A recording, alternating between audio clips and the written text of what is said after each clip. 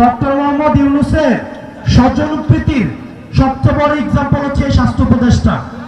ওনার একমাত্র যোগ্যতা উনি গ্রামীণ ব্যাংকে ছিল এবং ডক্টর মোহাম্মদ ইউনূসের উনি হচ্ছেন খুব কাছের মানুষ। আওয়ামী লীগের চ্যাপ্টার তো আমরা ক্লোজ করছি, ভবিষ্যতের উত্থানের যে কোনো সম্ভাবনাকে আমরা একদম নাই করে দিব। এই যে অবহেলা, এর দায়ভার এই বাহিনীকে অবশ্যই দিতে হবে। ডক্টর মোহাম্মদ ইউনূসের স্বজনপ্রীতির সবচেয়ে বড় এক্সাম্পল হচ্ছে স্বাস্থ্য উপদেষ্টা।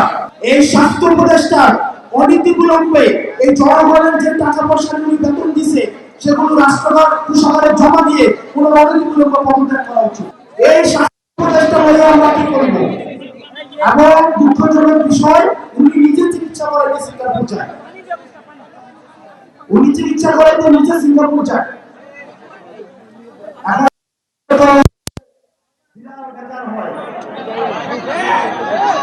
আমরা বললে রাত হয়, রাত ওনাকে একবার কথা বলছিলাম, এরপরে আমাদের সাথে কোনো যোগাযোগ করে না।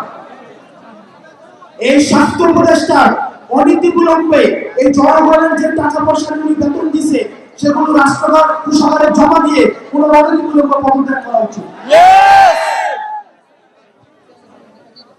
প্রিয় চাঁদপুরবাসী, আমরা বুথের পরে রাষ্ট্রটাকে ঢেলে সাজাইতে চাইছিলাম, কিন্তু দুঃখজনক বিষয় আমাদের স্বাস্থ্য ব্যবস্থা আগের মতো,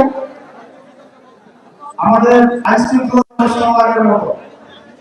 আপনি দেখবেন আমাদের সিভিলিয়ানরা তারপরে হিরো হয় না, যার কারণে আমাদের এই যে মাহিনী ম্যাডাম, যিনি এই মাইলস্টোন কলেজের 20 জন শিক্ষার্থীকে নিজে উনি উদ্ধার করেছেন, পরবর্তীতে নিজের জীবন চলে গিয়েছে, উনি নিজে নিহত হয়েছেন। আমরা মাহিনী ম্যাডামকে আমরা রাষ্ট্রীয়ভাবে আমরা যথাযথ মর্যাদা দিতে পারি না। এই সরকারকে, এই দেশের বিচার বিভাগকে এই ঘটনার তদন্ত সাপেক্ষে সুষ্ঠু বিচার নিশ্চিত করতে হবে এবং সেই দায়িত্ব এই সরকারকে নিতে হবে।